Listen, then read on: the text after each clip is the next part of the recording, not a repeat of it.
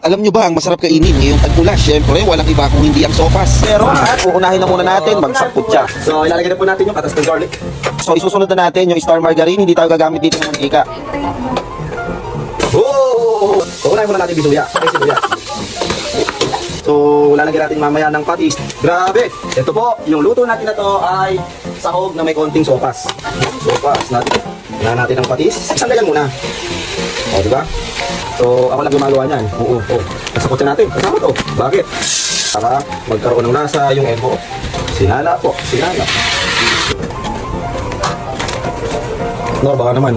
Pagsabayin na natin, tsaka yung repolyo. At mga ilang minuto na lang ang ating hihintayin ay pwede na siyang kainin. Joke lang, wala pa pong gatas yan. Pero yung lasa niyan, ako kahit walang gatas, sumobra sa sarap yan. Yan, eto na nga yung magdadala. Gatas ng ina. Ay, gatas ng Alaska. Kalahating kilo lang naman itong niluto natin, kaya sapat na po yung isang lata ng gatas. Mas ganito yung ginagawa ko pag hindi ako nagla-live selling, nagtitrip ako magluto-luto.